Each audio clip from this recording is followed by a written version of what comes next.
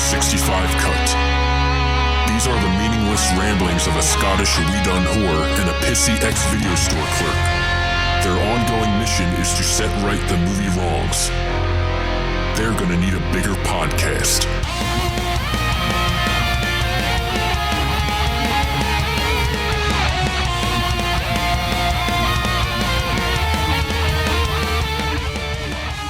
So, hello everybody and welcome again to 365 Flicks Podcast, another episode where it is just myself rocking the microphone, Kevin, the pissy ex-video store clerk, and that is because we have another interview episode. Now, remember, we do the regular schmegular episodes, we still do them, me and Chris will still be doing them, do not worry, but we are, much like the rest of the world during this global pandemic, we are very much in lockdown. So the episodes with me and Chris are a little bit few and further between. We're getting on Zoom, we're getting on Skype, we're doing all those wonderful things, and we're doing bits and pieces.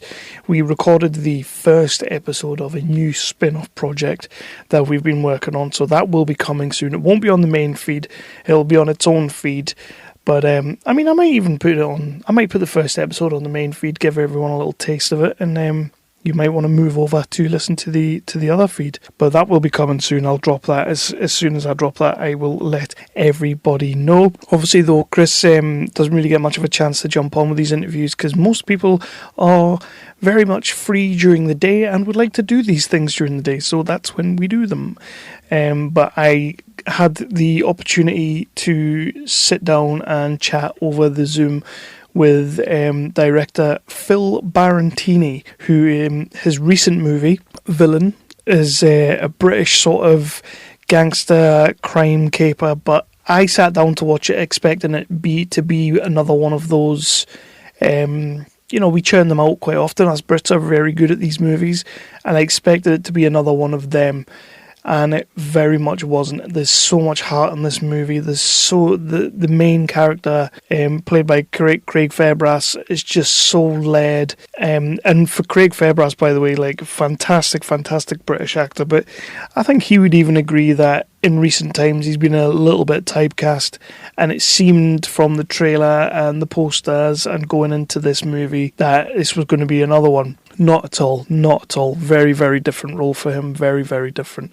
So it was, the same, but very different, which was cool.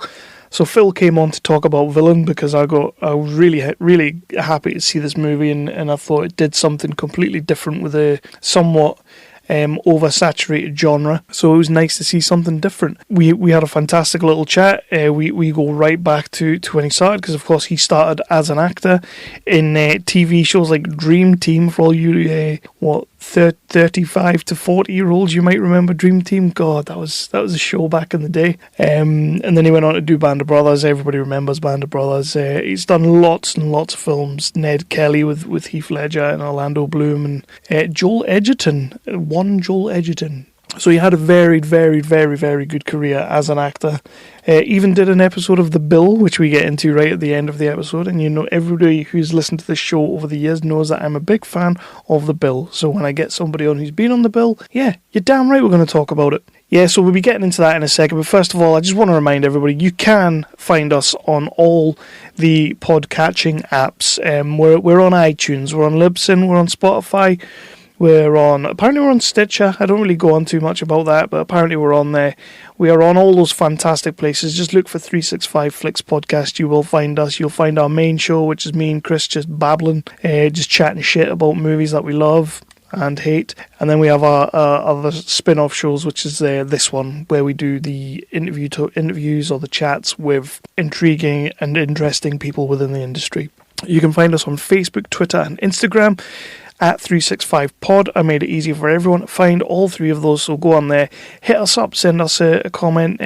If you want us to watch something, you want us to get in touch with someone, you're an aspiring actor or director or producer, get in touch with us. We want to speak to you. We want to be having the conversation and getting as much of you guys out there as possible. We're on some cheeky networks as well. We're on the Tangent Bound network, the Wicked Radio Network. We're on Weeby Geeks and our British home, nerdly.co.uk. We absolutely love Nerdly, and Phil just alluded me to the fact that July, I mean July's a little ways off yet, but July will be our 3-year anniversary with Nerdly. It started with episode 79 and it's never stopped since. We absolutely love Nerdly, and we love Phil, and I've been trying to think of ways that we can do a little bit more with them. So let's get into this chat. I absolutely love this chat. Philip Barantini was a fantastic guest to have on, and I knew he would be. I managed to see his short movie Seconds Out, which is going to be playing at the Romford Film Festival. I'm sure you guys have heard me talk about that a lot, or you've seen on the Facebook a lot. We are in cahoots with Romford Film Festival. We're trying to build up a strong little relationship with those guys. Seconds Out is going to be playing. It's one of Philip Barantini's short movies. Fantastic short movie. I believe you can actually get that on YouTube as well. Go and check it out.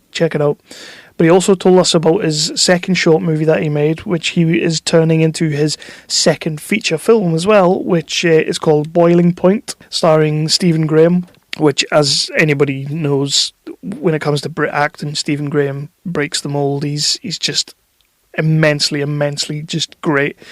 I always rave about him. Still not watched The Virtues yet. For some reason, I can't bring myself to watching that.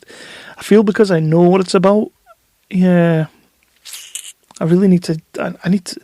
Yeah, that one's going to hit hard when I watch that. But yeah, I've not watched that yet. But we talk about Boiling Point. We talk about the short that they made. It was a one-take short that they made, and then they've turned it into a one-take feature. They made a whole feature movie out of it, which I just cannot believe. It sounds insane. Can't wait to see what happens with them. Just now, though, if you want to check out his main body of work right now, go out. Check out Villian. It's on DVD. It's on the streaming sites. I think it's on DVD. I'm sure it is. It's on all the streaming sites. Get it watched. It's a great movie with so much heart. I loved it. And yeah, I suppose I just better get into the interview. Yeah, in progress.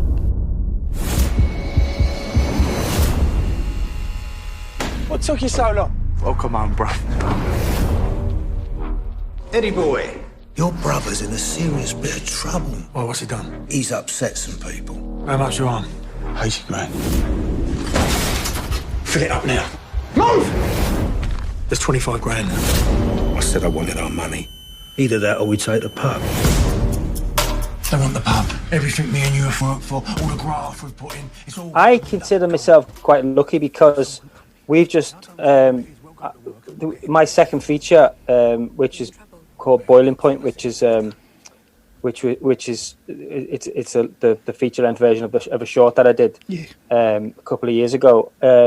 We were in production with that from I've been working on it since early last year, but we sort of went into production in February, and then we were due to shoot in March. Now we had to close the shoot down 2 days early, so we were rehearsing for 3 weeks, and then we were only meant to be shooting for 4 days because the whole thing is shot in one continuous take,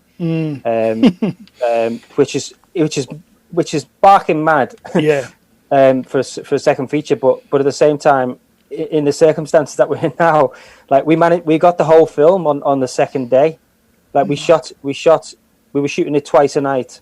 And it was an hour and a half each shot, and we got it on the second day, on the third take. Basically, we got the film we wanted, but then we decided to do another one on that evening, and it wasn't as good in terms of performance. So we knew we had a film, and then the producers were like, "Look, we're going to have to shut this down because there's too much pressure on us now." I mean, we had around about 300 people on set all at once, because it's all set in a restaurant. We've got people, all the diners, like 70 diners.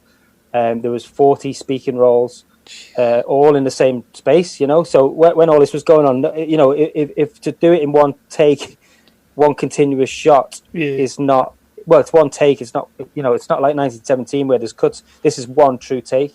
And, to do it like that is bonkers enough, but to have that pressure on you of going like, you've got to get it. Come on, we've got to get it. We've got to get it because we need to close this shit down. It's like, but we got it. And And so now, luckily, again, there's no edit.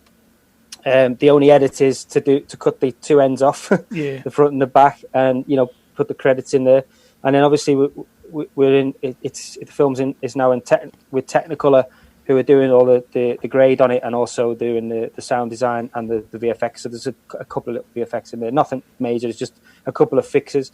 So I feel like incredibly lucky, but at the same time, it's like it's so unpredictable as to to what's next for me or what's next for anybody really.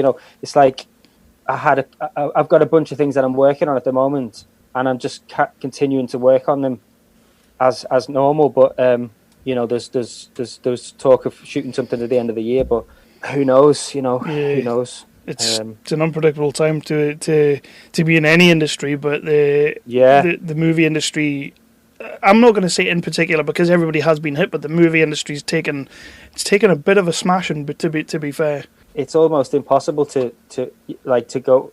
I mean, if we were to go back and everyone was fine, but they have to do this still do this 2 meter rule. Yeah. It would be virtually impossible to shoot a movie that way because it'd be a pretty weird film. It would be a weird film, yeah. Especially if you're trying to make the whole thing in one take. Exactly. I mean, nobody could wear any makeup because no one could get any editing. So it is. It's really strange, but I just feel, feel grateful that I'm healthy and all my family are healthy, and people that I know are healthy. But it's still a weird time to. Yeah.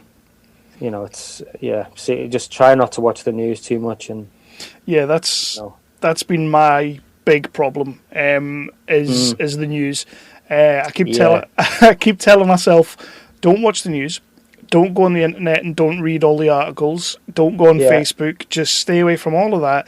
And then I find myself 2 seconds later watching the news while I'm reading an article on Facebook, and I get slightly obsessed with it. And I really wish I wasn't, because it's proper knocking you down. It's knocking you down. But having the podcast has really helped. I bet. Yeah. I think that's the right attitude. And everybody should sort of.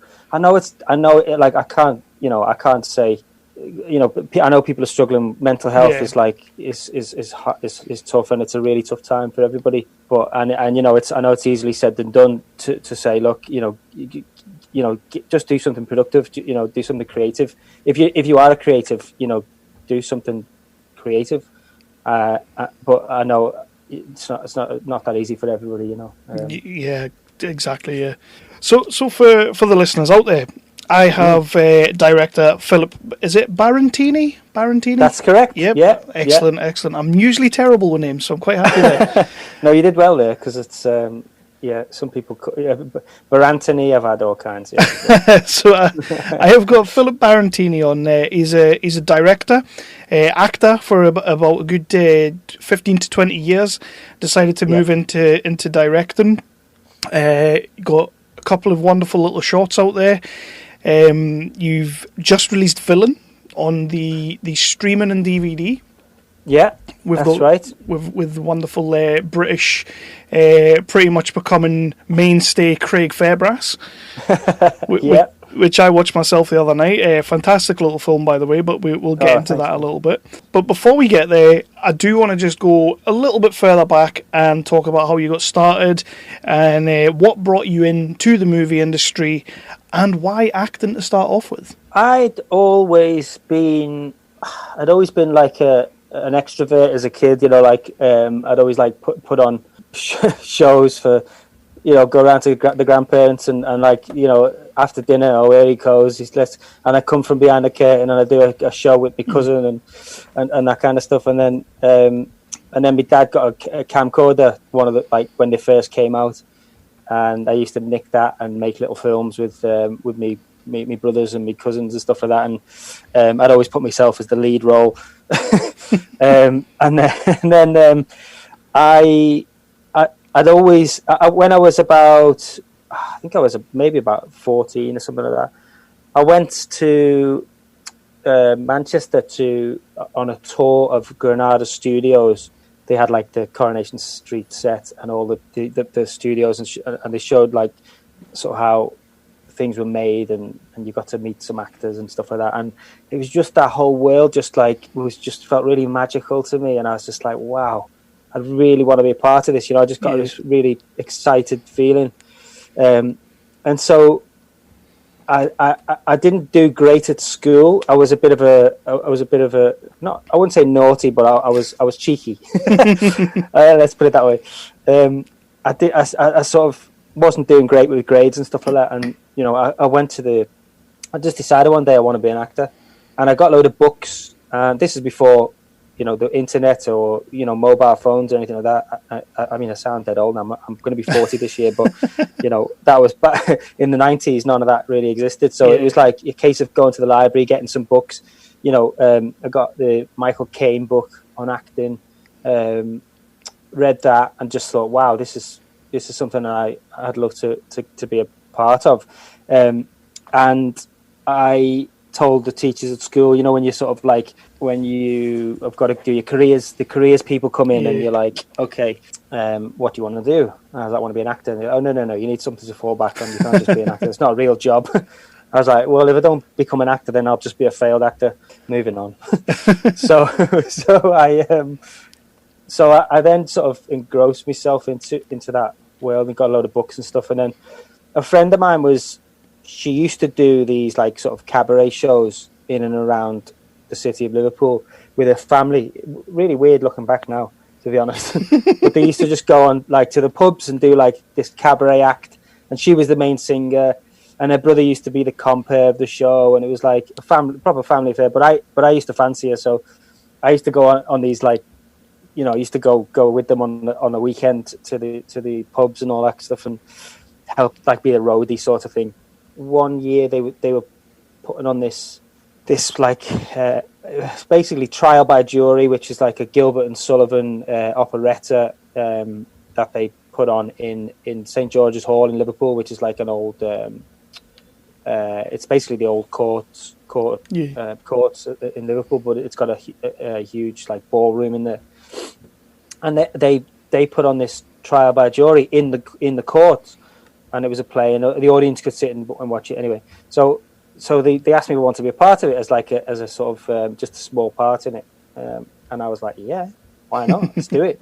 I did that, and then luckily for me, an agent came to watch it. Now they were a woman called Margie Clark, who was quite a well-known actress from Liverpool, still is, and her brother Frank Clark, who'd set up this agency, and they sort of came back and asked if anyone wanted to just set it up, if anyone wanted to come and sign up.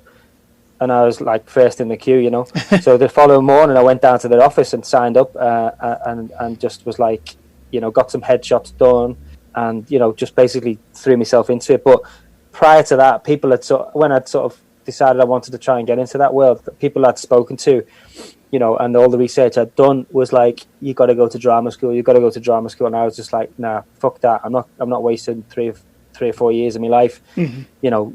I feel like I'm ready now. I probably wasn't, but that's just the attitude I had. And, I just went for it. Like, got the agent off the back of that, got a couple of auditions for Brookside. Nice. And then got this audition for a film which is a BBC like one-off film, called Big Cat, and that was starring David Morrissey, Liverpool actor David Morrissey, who's amazing. Anyway, I got the part, and the same casting directors were casting a show called Dream Team, which is a Sky One drama on at the time, which I loved anyway, and they were casting the next series of that. So they were like, look, do you want to come and audition for that next week? I was like, yeah. So I got this part in the film, and then, and now I'm auditioning for Dream Team. I'm like, oh, I've made it. And then I got the part in Dream Team, and I moved to London and just sort of didn't look back for many, many years. And yeah, that's how I sort of got into the acting. That was one that, like your nostalgia bone. That was one that got me when I saw that you were in Dream Team, because I was sitting there going, oh man, I remember Dream Team. Hadn't thought about it for years. Yeah. But like, how was that for you? Still at a pretty young age, coming into like a very recognizable TV show at the time as well. with quite a cast of soon-to-be big names kind of thing. Like, they all kind of went on and they've all done things since then. But how was that for you coming in then with, let's be honest, quite limited experience on the job kind of thing? No experience. I mean, it was really daunting. But like I said, at the time, and I still am this way. I'm not. Things like that don't really faze me. Yeah. I don't know what it is. I've never really been fazed by people, celebrity, if you like, or somebody who I've seen on telly. I was just excited to be there, and it was daunting on the first day. We all got to set, and we did like a big table reading of the first episode, and everyone met each other. And I'm looking around, going, "Oh my God, there's Fletch, there's there's the Hocknell brothers and all this," and it's like, and then they come over and go, "Hey, welcome," and you're just like, and then that's it. Then your mates, it's weird. It was a strange experience, and like I said, I was 17 at the time, and all my mates were doing apprenticeships or just working like weekends, and then I just get thrown into this show, and you're earning good money for your age at the time, and I sort of may have got a bit ahead of myself in terms of like, but that's what you're 17 and you get thrown into that, and you got a load of money in your pocket. It's like, I can imagine. And were you pretty nifty with the football, or was it all just acting for you? I used to be. I could definitely hold my own, but it was because we had to have some football auditions, right? So we had like the acting auditions, and then there was a football auditions as well. And I managed to do this move, and I've never been able to do it again since. Where I basically, I can't remember how I did it now, but I just dummied around the keeper in this move, and everyone was just blown away by it. Even I was blown away by it. I can't believe I did it and pulled it off. I think that may have got me the job.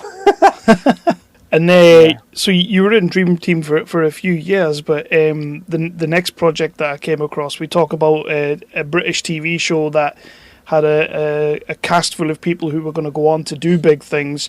You then went into a show that was pretty much full of people that are massive. You went into Band of Brothers, which I was a huge fan of Band of Brothers back in the day, and it was a who's who basically. Yeah. So what was it like coming off Dream Team and going into Band of Brothers? Well, funny story, because I was on my second season of Dream Team. Bear in mind, when you do one season, I can't remember how many episodes are in a series, but it's a lot. There's a lot of episodes, so it's a full year. It's a full year of work, and then so I was pretty much midway through the second season, and they wanted me to come back and do the third season, and I was auditioning for Band of Brothers during this time secretly, because my agent at the time was like, "This is huge, like this is going to be."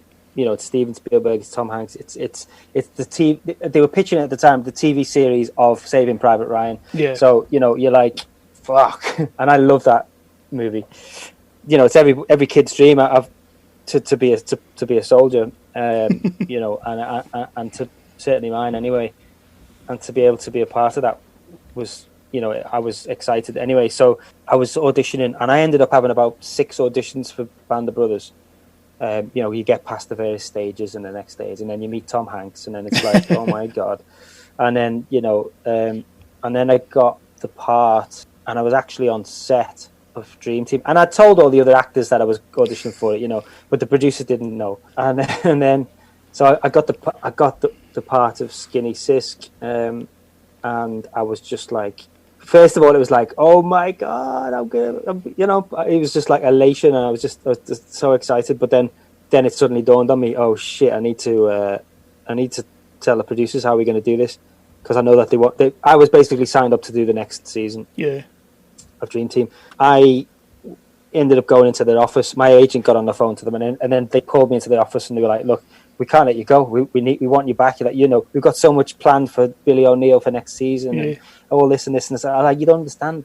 This is Tom Hanks and Steven Spielberg. And the producer at the time was John Salthouse, who was in Dream Team as well. But he was producing it. He played. Who did he play? I can't remember this character's name now. But anyway, he was in Dream Team. But yeah, I said to him, "Look, you're an actor. You understand. If you were my age now, I was 18. If you're my age and you got offered a part with Steven Spielberg and Tom Hanks to be in the possibly the biggest TV series ever made, it was certainly the biggest budget that was ever put together for a TV series, for a miniseries, and they weren't going to let me go. So I was in the office, and I kid you not, I was literally banging my head on the office on the desk, saying, "You have to let me go. I cannot believe you're not letting me go. Can we not come to a compromise?" And I was blue in the face, going, "Please just let me go." In the end, we decided that they said, "Look, if you can give us 2 weeks," because what was going to happen is season 2 is about to end for me, and literally, so whatever day it was or date it was, 2 days later, I was due to start filming on Band of Brothers. Like literally, it may have even been the next day, to be honest. It was that tight. So they were sort of like they were trying to talk to HBO and. But we were trying to work something out that I could do 2 weeks worth of Dream Team so that they could get rid of my character. Anyway, in the end, it was like they couldn't give anything, and we come to I think they may have bought me out or something like that. And I did 1 day's shoot on Dream Team to get rid of my character, and it's just basically me with Harry Redknapp talking to the press saying, "Yeah." So and he was like, "So yeah, we're really excited to have Billy O'Neill come to West Ham," and and that was it. Billy O'Neill's gone. That's a good way to go, though. It is a good way to go, yeah. So that was that, and then I did 9 months on Band of Brothers, which was just I mean, just the most incredible experience. What was because obviously over here in Britain, Dream Team was a huge production compared in like sort of British TV scenario. What was it like working on Band of Brothers compared? Because that production must have been huge. I can't even explain. Like from Dream Team, which is a it wasn't a huge budget, but it was a decent budget. Yeah. We had we had a studio where all the sets were built, and but then you walk onto Band of Brothers when my first day on set was being shown around the sets and shown around all of the departments. You're talking like they've built towns, and they built Carentan, they built all of these like incredible, like it was just you're walking down these streets and you're like, this is insane, and and then you see the other cast, and there's a cast of 50 odd people, and you're just like, oh wow, it was just a completely different ball game. But then after you sort of come down to earth and realize, this is, it's still, you got 2 units running, so there's two separate films being shot at the same time, the blue unit and the red unit, and then after maybe a month or so, you start to get to know all the cast and everybody's mates, and then it just feels like just normal. It's just like you're just coming to work, and it's just you just forget about the scale of it, and You're just coming to work, but it's for Steven Spielberg and Tom Hanks. yeah. There is that. Which in 1990 was it 1999? That would have been 99. Yeah. Jeez. When so I was just turning 19 because it was the summer. No, it was winter when we started, and then it was we had a bit of a hiatus in between, and then it was summer. So the Bastogne episode, which is all meant to be like freezing cold winter, was all shot inside this huge airplane hangar, and they built the forest inside there, and they froze the set. Jesus. So we'd go inside this freezer basically and do the scenes, and then come outside, and it was blazing sunshine outside, so you'd be like coming outside to get it warm. That's mad. Yeah, it was insane.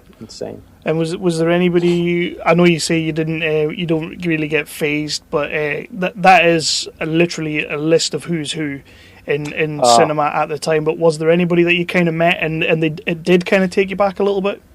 Well, put it this way: when you're told to go and line up, on set. We had to march the set every day. We had to be in character as soon as we got into work. Brilliant. We had to be in character, and we'd march the set, and we were told to line up. And then this helicopter was flying over, and it landed, just in front of us. And then this guy gets out with a cigar and comes along and shakes all our hands, and it's Steven Spielberg. And you're just like, okay, this is fucking insane. This is fucking insane. What is going on? I'm just some kid from Huyton in Liverpool, and I'm stood here shaking hands with Steven Spielberg. Yeah, so that was the moment when I was like, all right, this is bonkers. Today is no longer a Tuesday. yeah. One movie I wanted to ask you about that I noticed you did still quite at a young age as well was the movie Ned Kelly alongside Heath Ledger, which it didn't really come out to that much fanfare when it was first released, but it seems to have found an audience since then. I don't know if it's because obviously Heath became Heath and became the massive star he was. But I loved Ned Kelly when it first came out. What was your experience on that movie? Again, that was another. I mean, I've been so lucky. You certainly have. Years. I'll give you that. I mean, honestly, I should write a book one day. I'd recommend it. Yeah, I probably couldn't put some of the stuff in the book, but that's what the podcast is for. But again, I think that was 2003. Again, young. I had about 4 or 5 auditions for that as well. In London, and then what part of the audition process for that was they asked, could you ride a horse, and I was like, yeah, of course I can ride a horse, yeah. Not when you first go for an audition, you think, oh, I'll go for this, see what happens. That was my attitude anyway. Some people always walk in and think they've got the job, but I think you should have some of that attitude. But for me, it was like, okay, I'm going to do my best. I'll go in there, see what happens. Anyway, 5 auditions later, I get the part, and then they're like, right, you can't horse ride, can you? I'm like, no. They're like, we knew you couldn't fucking horse ride. I mean, what actor can really, especially an actor from Liverpool? I was gonna say, but I didn't want to. I can definitely, ride motorbikes, but no horses where I'm from. But then they sort of they always knew that, so. Myself and Lawrence Kinlan, who played he played the brother Dan Kelly. He's from Dublin, so they flew me over to Dublin. We stayed because we were meant to be best mates in the film and all that. So I stayed with him for I think a month or something like that maybe, and we ended up going to horse riding lessons every day, just down the road from where he lived, and we sort of learned how to ride that way, and then we got flown over together to Australia, where we had I think 5 weeks prep and rehearsals, mainly to sort of to learn how to horse ride properly. So we would do that every single day, and then they sent us up into the bush, just the actors. Once we'd got to know our horses, just the actors and a couple of scouts or whatever. Sent us up into the bush, and we had to stay in the bush for I think like 4 or 5 days. Nice. And just live there and survive, like the Kelly gang did. So to be able to do things like that was just insane. So there's me, Joel Edgerton, Orlando Bloom. Joel Edgerton, yeah, I forget he's in that. Jesus. Yeah, he's in it. Yeah, I know. And so again, like just pinching myself all the time, like what the hell am I doing here? Well, Heath wasn't such a massive star then. He was no.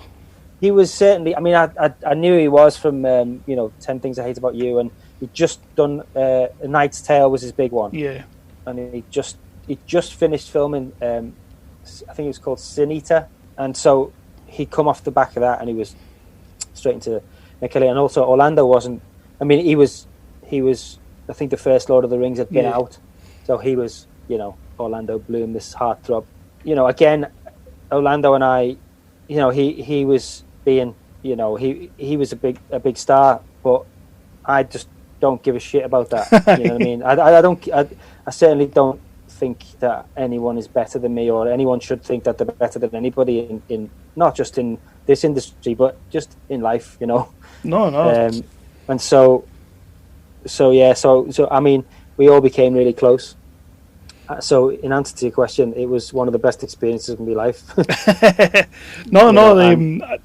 remember when that movie came out, and I always found it like such a shame that it never really, at the time, didn't really do anything. But I know over the years since, it has found an audience, and that's kind of why I wanted to bring that one up. Yeah, I mean, it was because it's a famous Australian story. Yeah, it did well in Australia, but yeah, like you say, and it didn't really get much attention anywhere else. But I think obviously since Heath's passing, unfortunately, you know, and I'm sort of what he became before that happened. I think you know, people are sort of digging out his movies and watching them a bit more. You know, it's quite horrible to say, because obviously, like, I was a big fan of Heath Ledger. Like, even before the Dark Knight, when he took off, and everybody was like, "Oh my god, like, who is this guy again?" And then they started going back through his catalogue and everything like that. But he did have a fantastic catalogue of movies before.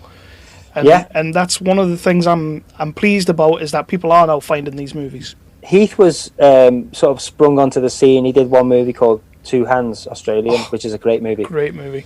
And that was directed by the same guy who did Ned Kelly, Gregor Jordan, who's a great guy, and a fantastic director.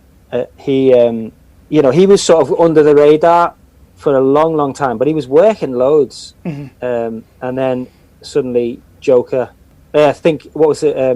Brokeback Mountain was you know, one that sort of sprung him, I think, and then he did obviously Joker, but yeah, I mean, he's got tons of amazing movies, and he's fantastic in everything he does.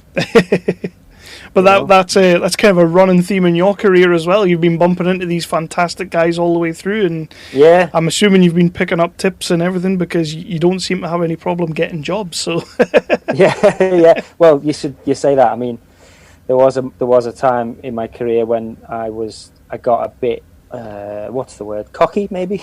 Okay, there's nothing wrong with that. Yeah, I mean, I sort of there was a time in my life when you're working and you're getting these jobs, and you're auditioning and you're getting the jobs, and then you're getting offered things, and I sort of got a bit too big for my boots at times, and I maybe thought, I'm going to go into this, get the job, so I'm not really going to put too much effort in. I don't need to, and that was a big mistake, because there's also a time, and I've got no problem talking about this. I started to develop a problem with alcohol and drugs. Now I've been clean and sober for 5 years now. Nice. And it was the best thing I ever did. But I went through a dark patch in my career where I wasn't working, I wasn't getting jobs, and it was simply because I wasn't putting the effort in, and I wasn't looking after myself. I wasn't, I didn't really care. I just thought everything should be handed to me on a plate, because I've got this far. Where's the jobs? Why is everything sort of starting to fizzle out? And you start to blame everybody else, when in actual fact it's nobody else's fault. It was my fault, But we can talk about that further if you like. Well, that's an experience you'll throw into a movie somewhere. So so when I went through this dark patch and things started to dry up, my grandfather was a chef. My cousin's a chef as well. And I'd always had food in the family. So when I was like 12, 13, I used to go and work in my cousin's restaurant in Nottingham, doing pot washing, cleaning the dishes and stuff, in school holidays. And I'd always been interested in food, so I sort of, I got into to working in kitchens, because I wanted to do something creative as opposed to working behind a bar or being a waiter. I did a bit of that, but I wanted to be creative, so I started working in the kitchens, and worked my way up to a point where I was you know, I became a head chef in a couple of places, and again, I did the same thing as what I did with my acting career, and I just was like, I'm going to just do this by working in these places as opposed to going to catering college. Yeah. You know, so I learnt on the job, and I became a head chef in a couple of places. But while I was doing that, I was also hiding any of my my emotions and hiding it with drink and drugs. Yeah. And, you know, I went down a real dark path, completely fucked my acting career off. I wasn't interested anymore. I wasn't getting the job, so, you know, so fuck them. Why would I? Yeah. You know, I wasn't going for auditions, and I just really went downhill with it, and you know, couldn't seem to get out of it. And then, you know, one day I just had enough, really. And you know, in the past, people had sort of said to me, "You should stop drinking. You should do this. You've got talent, and you know, why are you doing this to yourself?" And I'll be like, "Oh, you know, but you know, just making excuses all the time." And to people, you know, saying, "Yeah, I will stop drinking," or yeah, you're right, I should stop. All right, I will. I'll you know, but I never really wanted to. Right. And then one day, you know, I'd been married a year. And my wife had had enough, basically, of me coming home late and not coming home at all sometimes, and, you know, just being selfish. And I'd had enough of it, and I just sort of one day I just was like, I'm not going to do this anymore. I'm going to go and get help. And I did. I went to see this amazing therapist called Chip Summers. I've now been clean and sober for 5 years. That's cutting the story short. No, well done, man. That's nearly awesome. 4 years ago, actually 4 years ago, coming up next week, my mum passed away quite suddenly. She'd had a bit of an illness. We couldn't work out what it was for many years, and then when we finally found out what it was, she passed away quite suddenly. Now that really put everything into perspective for me. You know, everybody in my family and I think friends and family were sort of like, "Oh God, he's gonna go down that path again. He's gonna go off the rails. He's gonna fuck it all up." And I didn't. I wanted the complete opposite, which is now that I know my mum's there watching me all the time, I don't want to let her down. You know, so I just had the complete opposite, and I was like, "Fuck it," you know. And for many years prior to that, I'd always thought about directing and, you know, being behind the camera, but I'd always put directors on a pedestal and been like, how can I do that? I can't fucking do that. That's just, you know, they're directors. I'm just an actor. No, I know what you're saying. You know what I mean? So when my mum passed away, and then the following year, my wife got pregnant, and we had our baby. And again, it put everything to perspective, and my whole life just changed during those two major things in my life, and just made me go, I'm going to fucking give this directing a go. I'm just going to give it a go. Yeah. And I did. And, you know, a friend of mine, Robbie O'Neill, sent me a script that he'd written, a short film called Seconds Out, and I was like, I want to direct this. Well, yeah. Let's move away from the acting and go into the directing. Nice little, and thank you very much for all of that. It's you know, it's a strong person who can talk about that kind of thing and can come out, and I'm happy to hear that you're on the other end of it now. And congratulations on staying clean and sober and everything. That's fantastic to hear. Thanks, mate. Yeah. But it does, listening to you there. I've seen Seconds Out. I haven't seen Boiling Point. I haven't seen Boiling Point, but I have read about it, so I know what it's about, and sort of what you're saying there. Totally, yeah. You've obviously used some of your experiences on your first two short projects. Seconds Out is actually shown at the Romford Film Festival this year. And, yeah. I've been dealing with them a little bit. I've been reviewing some of their movies and everything. That's how I got to see the film. I didn't actually put two and two together that it was your short until I was on IMDb, and I was looking at Villian, and then I went across and I saw Seconds Out, and I was like, I've just watched that.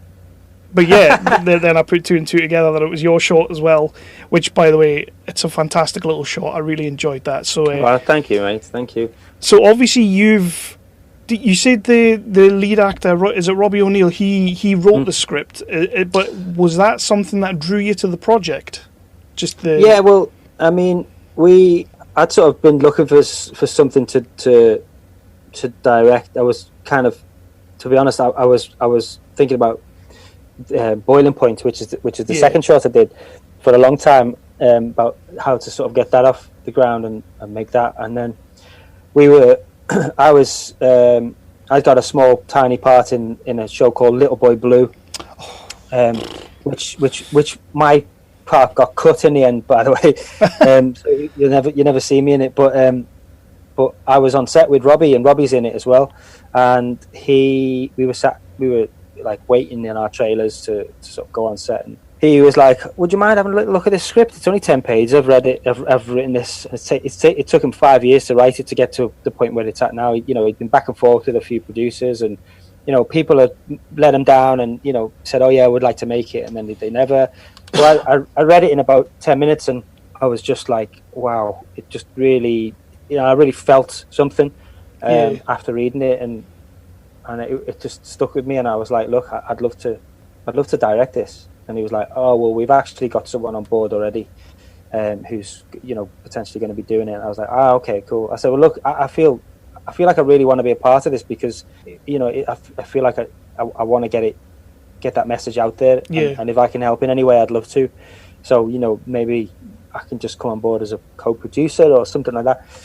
So he's like, "Yeah, let's do that." And time went by, and I sort of said to him, "What's happening with the film?" And he said, "Oh, they've asked me to make a few rewrites," and so they did a couple of rewrites, and he sent me the script that I've been asked to the rewritten script, and I was just like, "Wow, this is completely different. It's like an episode of a soap or something." It was 25 pages long, just not great, and he wasn't too happy with it himself, and but they were going to be putting money in, and they were going to be getting it made. So in the end, I said, "Look, my offer still stands. I'd love to make this the first script that you sent me, and I feel like I can get it. I can certainly get it made. In a couple of months' time. We can do a crowdfunding page, get the money together. I've got all the crew waiting to we can get this made." And he was like, after some back and forth, he was just like, "Yeah, let's do it." And then I thought, "Oh shit." Got to get this made now. Said I could. So was there ever? You're saying that he brought the script to you on Little Boy Blue. Was that with the intention of you being in it, or because obviously he had a director? Or no, he just wanted me to have a read, see what I thought. Right. I felt so passionately about it that I wanted to be a part of it, and I just thought, I'd directed in my mind, and I just thought, hats off to Robbie, because I'd never directed anything. But I spoke really passionately about the script, I think, and how I would shoot it, and what I would what I bring to the table.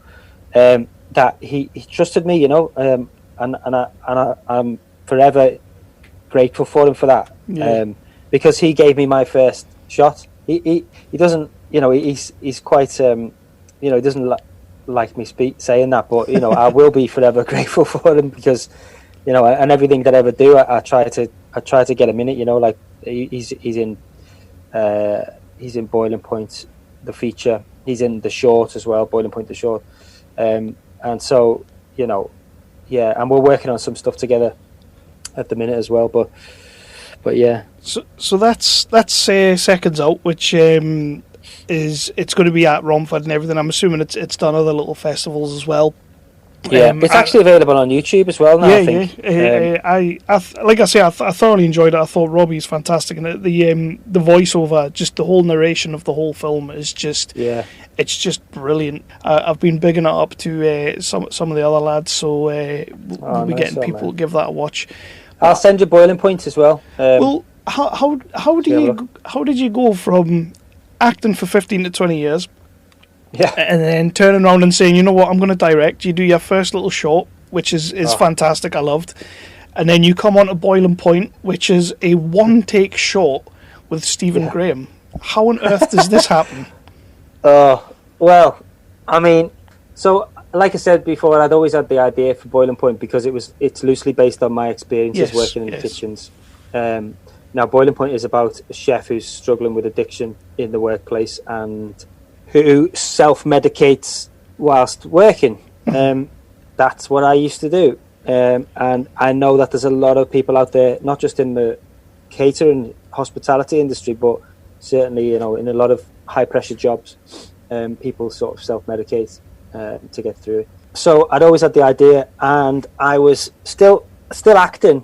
I'd never at that point I hadn't sort of said, right, this is what I want to do now, direct, and I was sort of I was still dipping my toe in, and we shot Seconds Out. That was an incredible experience, and I thought, you know what, this is really something I want to do, and I feel like it just felt right. That sounds really cheesy, but after I was on set, and it just felt natural. It just felt right, and that's the only way I can describe it. And after that, I was like, I got the bug, and I was like, "Fuck this! I need to, I want to make another one like now." So I was actually acting as well in Chernobyl, the HBO series. Yeah. And I had a small part in that, and so I was out in Lithuania, and I'd sort of had a day off. I was in my hotel room, and I was just writing on my notes on my phone about ideas for a story about a chef, basically. Yeah. And I spoke to my DOP, Matt Lewis, who shot Seconds Out with me. He's just fucking like the most talented kid. He's only 23. Yeah. The way that we met, I'd acted in a couple of his university projects, and I seen the potential in him. I was like, wow, if one day I direct, you're going to be my DOP. We were joking sort of thing, and then the Seconds Out came about, and I was like, oh my god, I'm going to phone Matt up, see if he's up for doing it. Anyway, so we did that, and then I called him up while I was in Lithuania, and I said, I've got this idea for another short. I want to get it shot by the end of the year. What do you think? And I read it out to him, and he was like, wow. I said, the idea would be to sort of shoot it quite erratically, and maybe semi-improvised, because the sort of the world of a kitchen is there's a lot of banter and a lot of overlapping. It's hectic. Yeah. So, and he was like, how would you feel about doing it all in one take? So that was his idea. I was like, it was his idea, yeah. And I was like, fuck it out. And it suddenly just went, wow. And I could visualize. I visualized the whole thing in one take, and it just worked. Yeah. Because it sort of as soon as he mentioned it, I was like, that was it. There was no question, because it just brought so much more to the project, because for now we have to shoot it, and it has to be real time. And it's a slice of life into this guy's life, and it would work. I knew it would work. So that was like, so then I got in touch with a writer who I'd sort of worked with on, again, the same university that I met Matt at. He was working on a project there. He'd written a script that I acted in as well. I just called him up and said, look, do you fancy writing this with me? Because I'd not really written anything before. So I wanted to, make sure that I had someone could sort of put my ideas down on paper. And we toyed with the idea of writing dialogue and doing all that kind of stuff. But I sent him the notes that I'd written on my phone, and he basically put it into a format of like a synopsis. So then, like, cut back to Seconds Out. When we were casting for Seconds Out, Stephen is an old friend of mine who we'd worked together on Band of Brothers. Yeah. And both being Scousers, we kept in touch. His career was doing all right. And so I just I'd asked him if he wanted to be a part of Seconds Out, to play the trainer. And he sort of said to me, look, get your first short out the way first. Let's see how you do, and then if you fancy doing any more, then maybe we can talk. Which I thought at the time was, I respected him massively for that, because obviously he's got his own things to protect, and he doesn't know what I'm like as a director. and I didn't even know what I was like at that time. So, so so I massively respect him for that. So then I sent him seconds out. He called me up and said, "Look, this is fantastic. I think you've done an amazing job. Are you going to do any more?" And I was like, "Well, funny you should say that. I've got this idea for this thing." And he was like, "What is it?" And I pitched it to him, subconsciously pitched it to him over the phone. And I was like, and then he's like, "Oh, mate, and you're going to do it in one take?" I was like, "Yeah, I know." He's like, "That sounds mad." He said, "And you're obviously going to play the chef because it's, it's loosely based on your life." I said, "No, I can't. I've got to. I can't put the two hats on. I need to focus on directing it. I can't. It's not the reason why I'm getting into directing is to put myself in my own films and create parts of myself. I just don't believe that. It's not me." Yeah. Anyway, so he was like, "Who are you going to get for that part?" And I was like, "Well, I don't know. We need someone who's, good and can improvise and, blah blah blah." And he was like, he said, "All right, okay. When are you looking to do it?" I said, "Well," and this was in October, by the way. I said, "Well, as soon as possible. I want to try and get it done before the end of the year." He said, "How many days do you need?" I said, "Well, probably like 5 days." He said, "All right, well, I can give you 3 days at the end of December." I was like, "What?" He went, "Yeah, mate, if you'll have me, I'll do it." I was like, "If you'll have you?" If you'll have me. Fuck yeah, no. He was like, "Mate, I'd love to do it. It sounds incredible." And so then we managed to get the money quite quickly for it, and we'd written the script really quickly, and as soon as Stephen comes on board, it's like all systems go. Yeah. People just say, "Yeah, we'll give you money for it." And was there an intention then of possibly putting it into a feature, or was it always just a short? And yeah, in the back of my mind, there was always an idea to do a feature, but so the idea was to sort of, because at the end of the short, something happens to the character, and the idea was to sort of maybe then start the feature with the short, and then continue it on into this guy's sort of maybe recovery and him, going to meetings and stuff like that to try and get himself straight. So we tried to write a couple of things and come up with some ideas, and none of it was working really. And then it was actually during the production of Villian that I literally sat up in bed, because at this point when we were doing Villian, Boiling Point was now, it was doing pretty well on the circuit, and people were liking it, and they weren't praising it because of being a one take. That was never like, I never wanted it to be a spectacle and for people to go, "Look how clever they are doing this in one take." It wasn't like a 1917 thing. It was more like, I want the audience to feel like they are almost part of this, and it gives that extra bit of tension really, where you can't take your eyes off the screen, because it's just, you're just there the whole time with these people. Anyway, I just sat up in bed one night and I was like, why don't we just do the fucking feature in one take? And this is before 1917 was even meant. Like, nobody knew about 1917. It was, and sort of, so I rang James, the writer, and I said, "This is how we got to do it." He's like, "What? Are you mad? A one take feature?" I said, "It's been done. Victoria, is it? You must have seen Victoria." He was like, "Yeah, oh yeah, of course." I said, "Well, why can't we do it?" And then, obviously, then I spoke to Matt, the DOP, and it was like, I said to him, "How do you feel about it?" And I think he went white. And I said, he said, "Do you really think we can do it?" And I was like, I really do. And look, we did the short, that was 20 minutes. Yeah. We just got to add another 60 minutes onto that, and we're good. Just as easy as that. As easy as that, yeah. So then I said to Stephen, how would you feel about coming back for the feature all in one take? And he was just like, "Fuck yeah, no, I'm mad." But I think it's a really it was a really exciting process on the short, because it's almost like doing a play. For actors, they're constantly in it, and it's a dream job for an actor to do, really.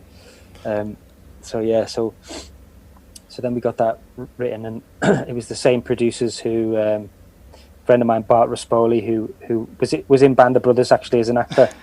He we've known each other for 20 years, so he he was producing a bunch of films, you know, and he won't mind me saying this, a bunch of films that didn't do very well, really. Right. He got the money together for the short, for Boiling Point, quite quickly.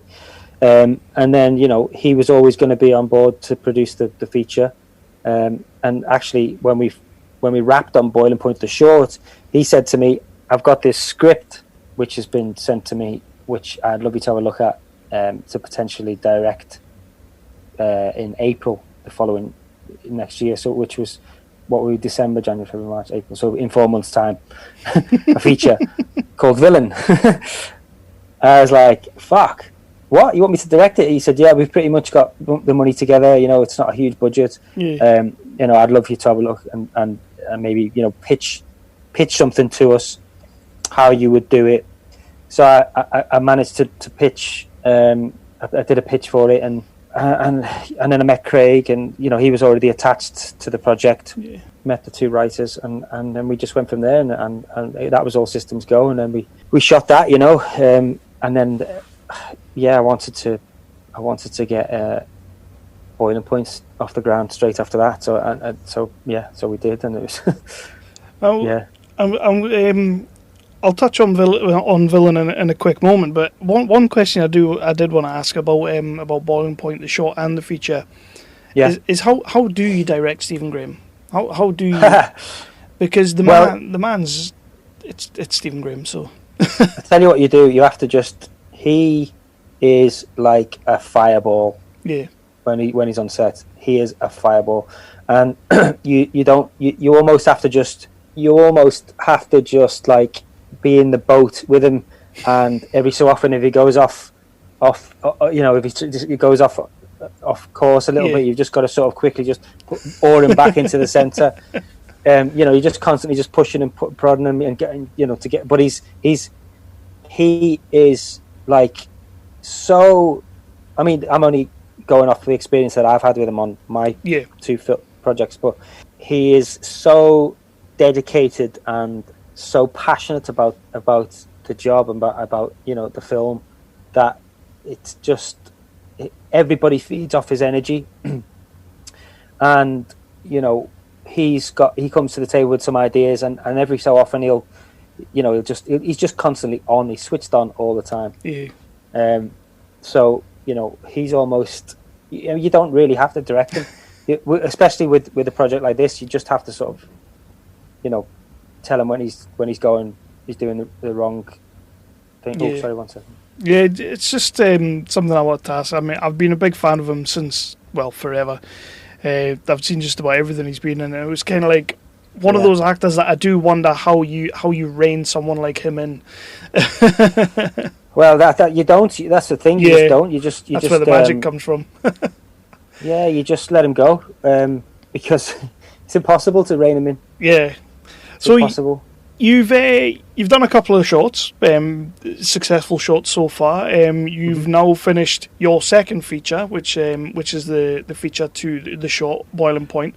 Yeah. The movie that got me sort of looking at you, if you don't mind me saying, is Villian, because Villian is a very, very interesting movie I found. Obviously, Craig Fairbrass, everybody knows who Craig Fairbrass is in Britain. Like, we all know who he is. Absolutely. He's pretty much making his name in the sort of the London Gangster territory kind of thing. So when I first saw Villian, if you don't mind me being honest with you, I kind of thought another London Gangster movie, like it's another one. Yeah. And then I watched the trailer, which makes it look like a nice crime romp. Yeah. But then I sat down and I watched it, and there's a lot more to it. There's crazy, crazy heart to this movie. The trailer, I think, is a little bit deceptive, if I'm honest with you. But I know they have to do that. Poster. I know they have to do that because that's what sells the movie. Yeah. But I absolutely loved Craig Fairbrass in this movie. Soul-led, such a multi-dimensional character. Villian's fantastic, man. Where did this come from, and how did you to go ahead with it?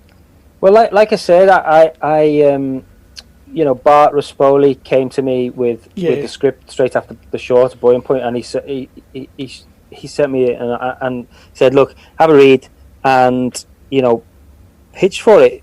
we'd love you to pitch for it and see what your vision would be for this film. Now, I read it, and it there was a lot of it sort of did speak to me because of that. I think I like human stories, and I like to delve into people's sort of weaknesses and insecurities.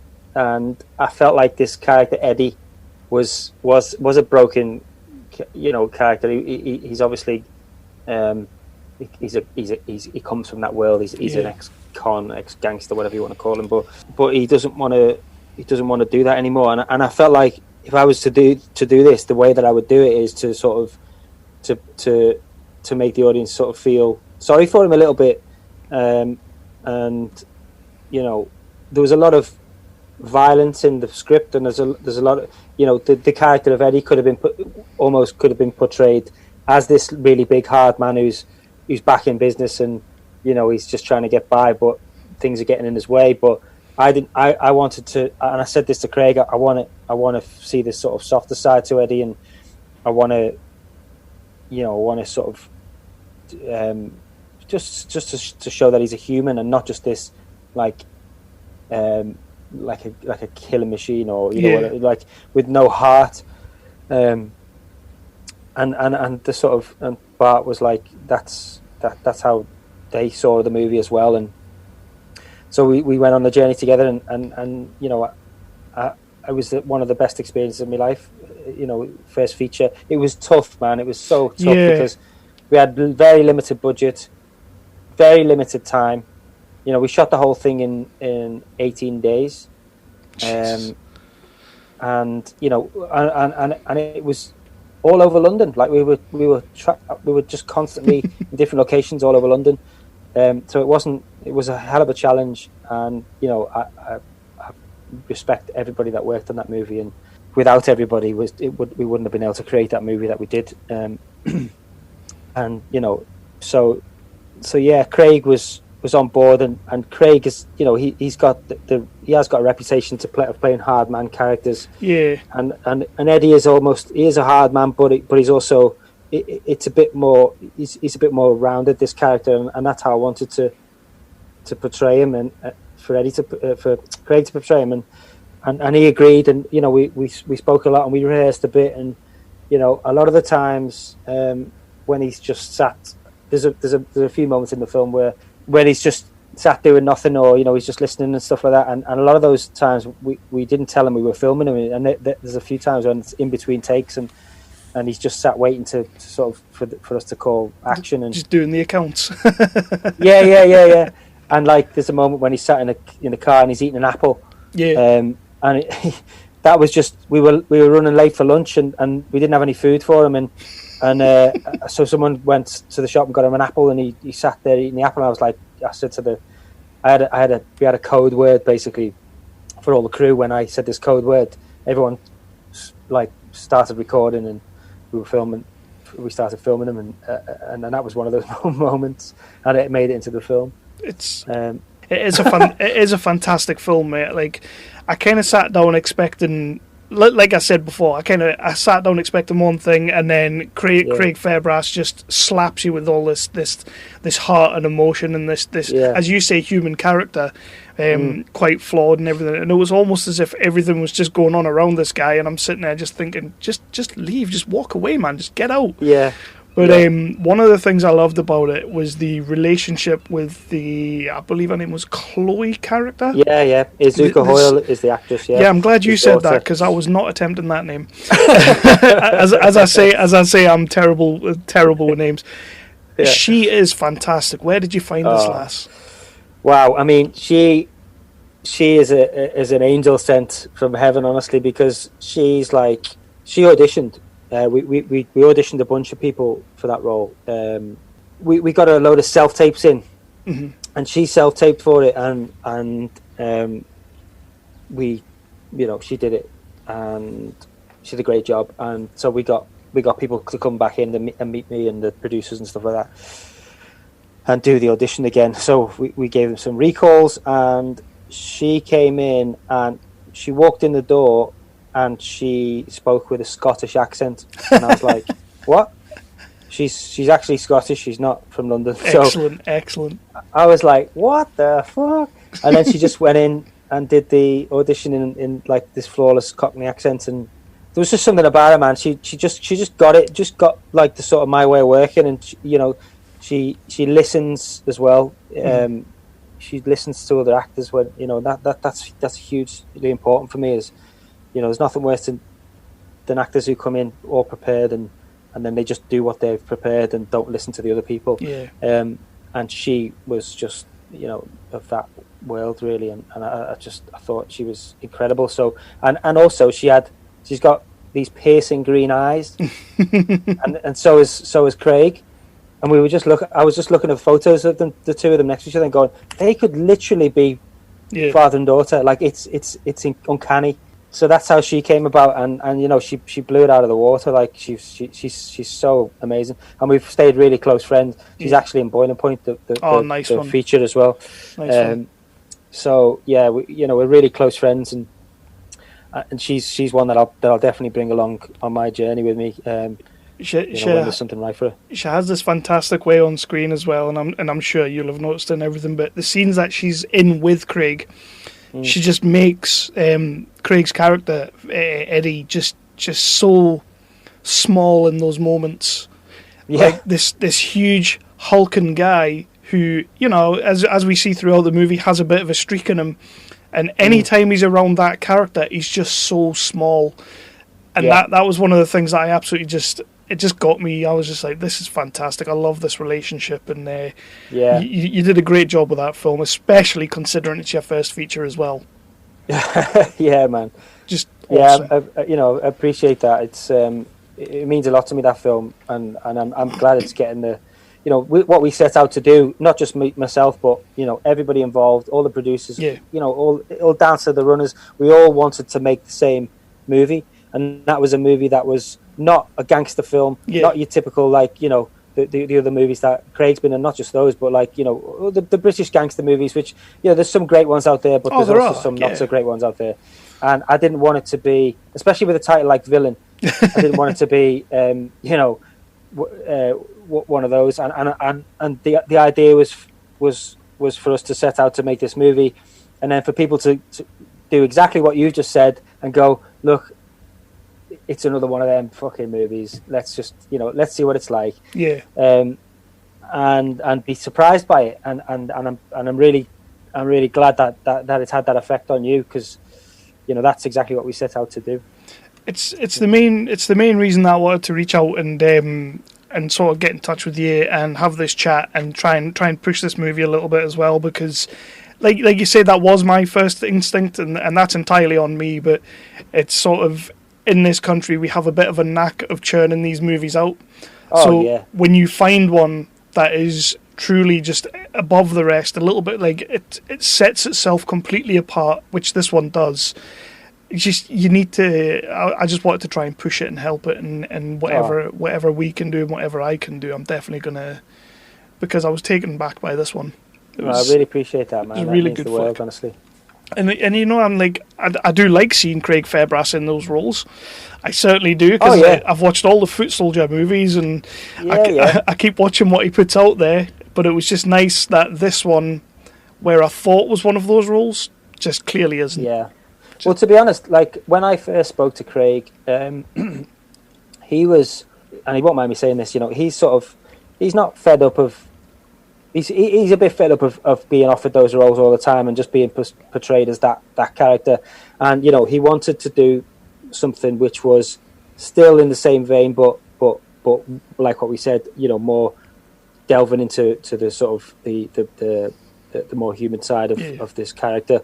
And he just filmed Muscle, which is the Jared Johnson movie, which is coming out soon, I think.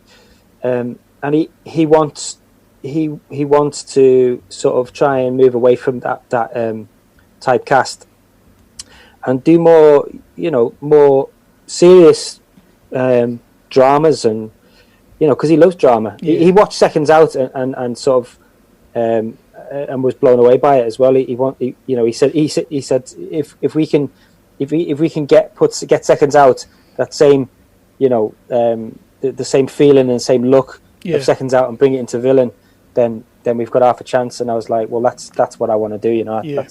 That's kind of my, I want to say I've got a style, but that's the sort of look that I like. That's the kind of thing that I like to watch is kind of gritty and sort of almost like semi-real. And if there was a director out there that you were looking up to and trying to sort of not emulate but take from, is there anybody that you look at and you think that's the trajectory I want to move on?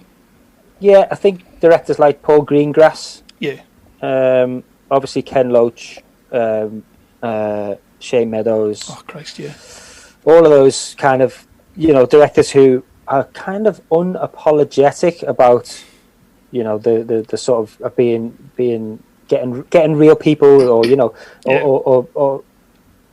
just not really caring about what people think, and just doing what they want to do. Doing what they want to do, but also like trying to I'd like to sort of, hard to explain really, but with Seconds Out, the plan was always to try and get the movie out there, to try and shed a light on mental health in men, and try and get, if we could help one person by them watching our film, then we've done our job really. And the same with Boiling Point, is to again shed a light on that world of the hospitality industry. With Villian, it was a film that was brought to me. It's a very different thing than what I thought I'd be doing, but I put my spin on it, and it was like, to be offered the first feature after doing 2 shorts is kind of unheard of, I think. It is. It's crazy. It's sort of like, unless you go out there and fully self-fund your own first feature, it is unheard of. I know, it's I know, man. And again, it's like, I feel incredibly lucky again, and I won't make the same mistakes as what I made when I was acting, by just being complacent and being like, oh, you know what, I deserve this, because I just feel like I need to just work as hard as I possibly can now. I know the path I'm on. I know the path that I want to be on, and I'm just going to get my head down and work as hard as I can to continue on that journey. So.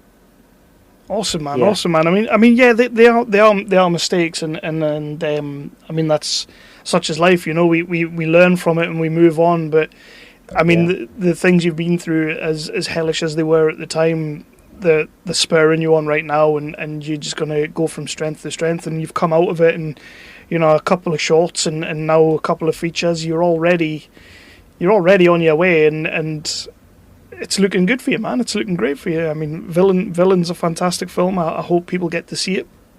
I think they will see it. It'll find an audience. We're going to try and help push it. I mean, I'm not saying that we'll do massive things for you, but we'll. I appreciate any help from anyone. And I'm definitely going to be keeping an eye on any other projects you've got coming up, and just keep it posted, and I'll keep an eye and see what's going on. Because I'm looking forward to seeing the Boiling Point feature. I mean, a one-take feature. You are mental. I know, mate. You are absolutely mental. I know, but we I don't know what I think, because we did the short and we had that. There was a proof of concept, and we knew we could do it. Yeah. And as soon as I knew that my DOP Matt wanted to do it, and he was keen on, and he knew that he could do it.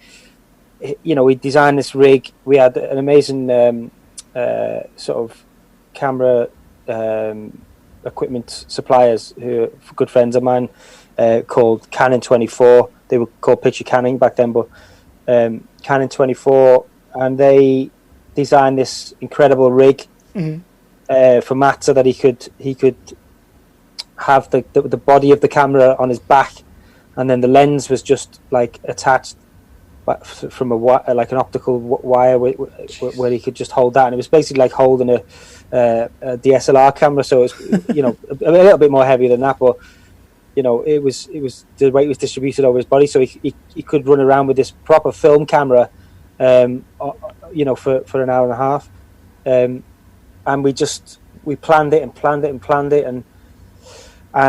we got it. We got it. It was it took a lot of work, but I knew it could be done. Yeah. And I didn't want to. I wanted to make sure that we could definitely do it in one take, and not just just do it in two or pretend that we did like 1917. But Yeah. I mean, they didn't pretend. They obviously everyone knows there's cuts in it. But Plus, they cheat halfway through by doing like a time jump. I know exactly. I know, yeah, exactly. So, but incredible film. Like, what an amazing movie that was. But when you've got a budget that big, you can do anything. Pretty much, yeah.